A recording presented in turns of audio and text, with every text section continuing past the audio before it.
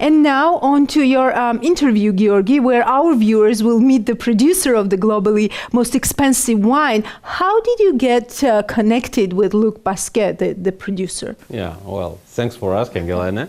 My longtime friend and businessman, founder and managing partner of Ascanelli, Gocha Chkhaidze, was the main reason for this valuable interview for the Forbes Week and the Checkpoints, of course.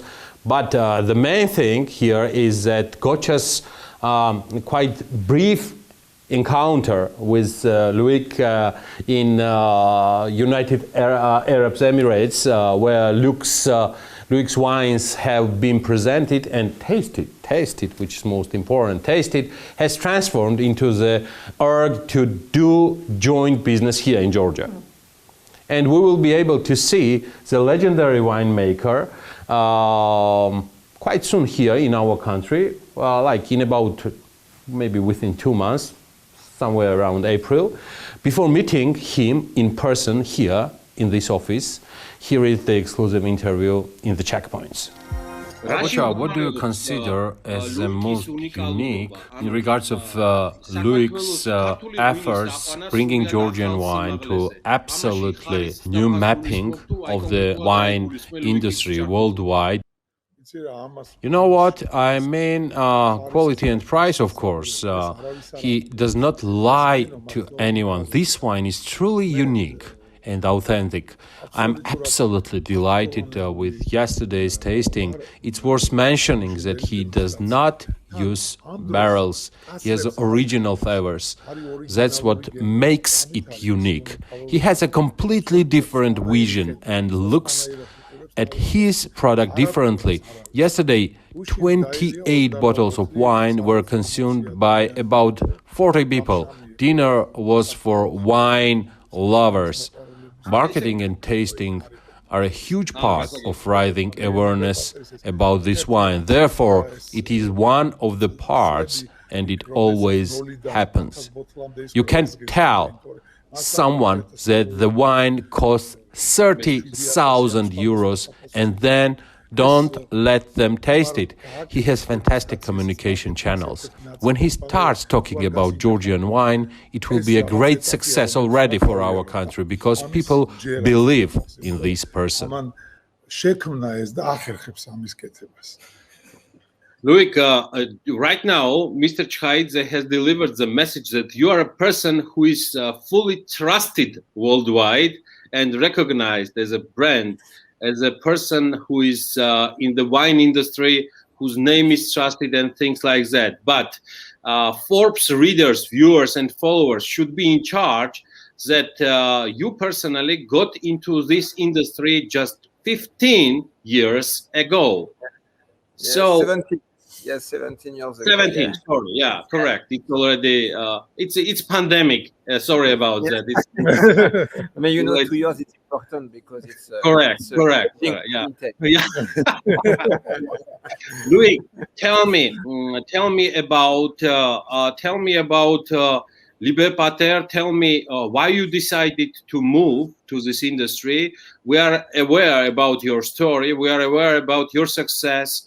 We are aware about troubles and challenges you faced through during this 15, 17 years. I'm talking about trials. I'm talking about your successes. But at the same time, we are here already. And tell me where do you stand right now? What's your approach? Liber Pater it's a very, very old vineyard in Bordeaux. We are on special geological place in Bordeaux. The name is Anticlinal. It's a vineyard it's a place where we make wine since 2,000 years old.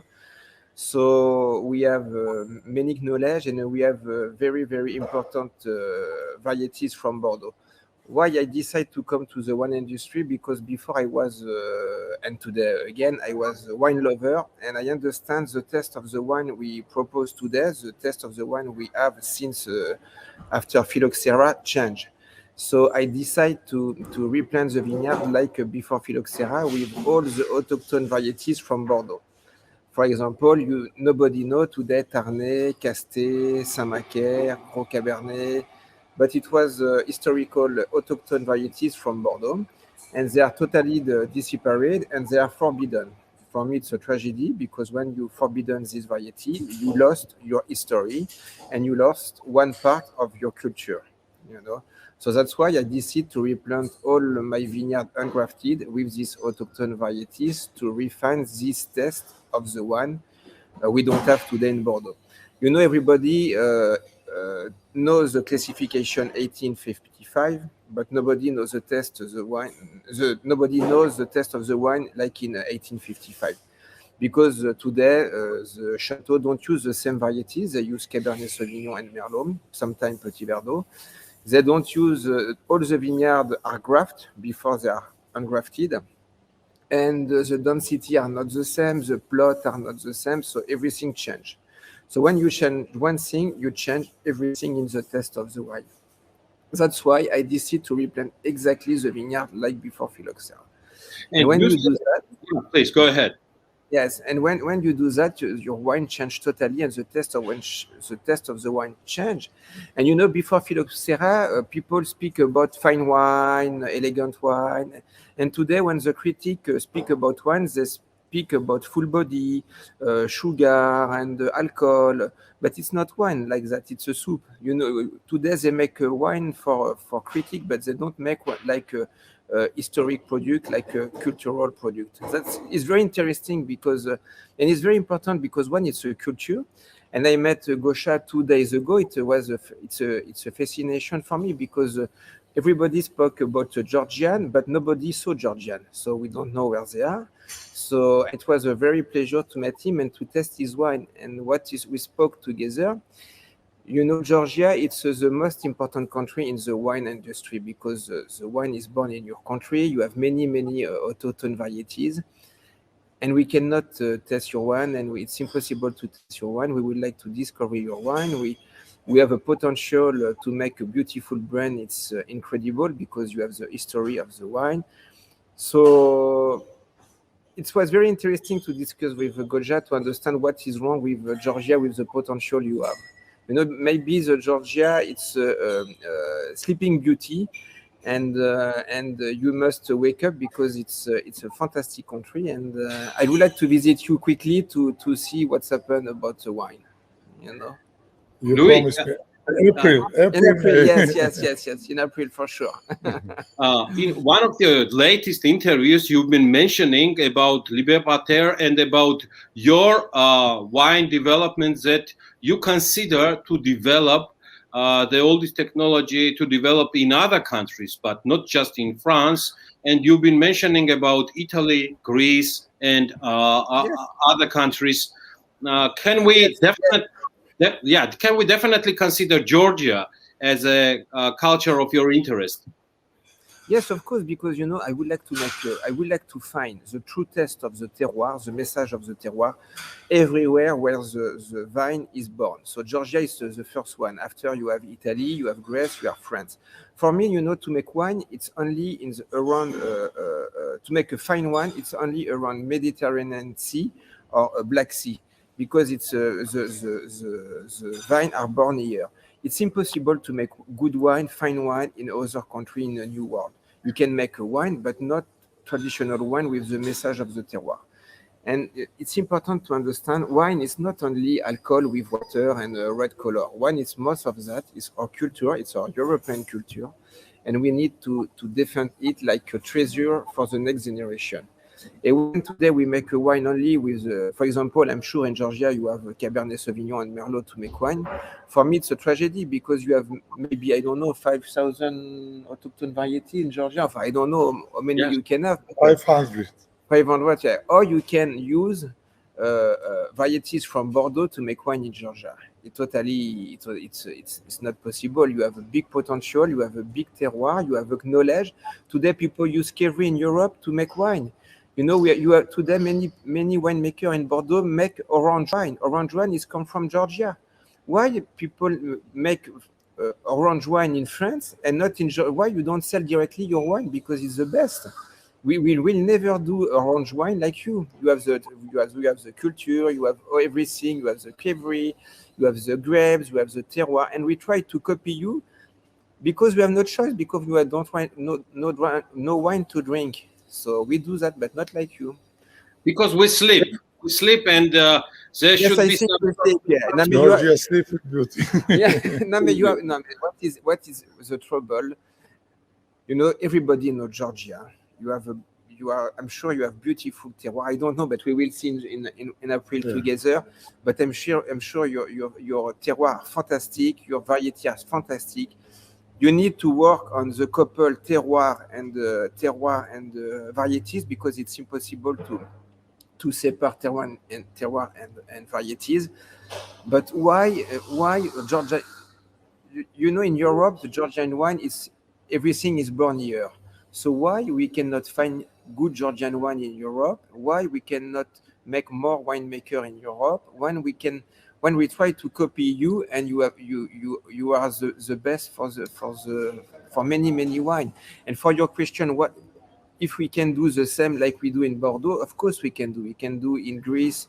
If we replant autochthone varieties, Greek autochthone varieties, we ungrafted, we can make a beautiful wine with message of the terroir. We can do in Georgia. We can do that in Italy. Everywhere where the wine is born. So for me, Georgia, it's a big potential, because nothing is due in Georgia. So we need to start. We need to start to do something great, you know, not only sing and eat. We need to work now and to conquer the world. Georgi, Luc, yeah, no, we'll definitely meet in April, and I will be more than happy to host you in our Forbes office as well, to have person-to-person conversation as well, without these services. I mean, the digital one. Yes, but you know, for me, it's I don't understand why the problem is. I don't know what you say. Paradigm. Yeah, I forget. What do you Paradigm. mean? Paradigm.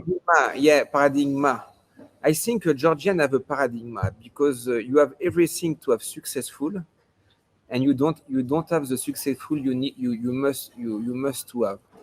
And it's for me it's not secret, but it's an enigma. You know, I don't understand why everything is born in your country, and we wait a very good Georgia wine again. Hey, Georgi, we have two problems. Even though we are a country with so many traditions, we are literally starting winemaking again, because just 20 years ago, when I entered this business, the reality in Georgia was horrible. I'm talking about all technologies. All this has changed in the last 10 years. We are growing at a new level every year. The quality needs a lot of control. There's a lack of knowledge. There's a lack of communication. Good, interesting wines may appear and be produced, but delivering and putting it on the counter, communicating and explaining it to people to taste it, unfortunately is a big problem and hardly manageable. I talked to Luc, and there are many people in Europe who want to taste good Georgian wine, but unfortunately it is not possible. It is very bad that bad wines are sent abroad, and the person who is interested in tasting Georgian wine gets disappointed. We have to think that if we do not raise the quality, our country will not become popular in this regard. More work is needed to create unique wines. There is a potential for this, but unfortunately everyone is in a hurry. If we are to start this business with Luc, we need to find 10 hectares of land. I loudly declare that those who wish to offer land with 10 hectares will contact us. We'll be happy to buy it. After that, we'll process this land with the right technology. At best, we'll produce wine after 12 years, which will be ready for sale. Hey guys, stay tuned, subscribe, and follow us on BMG.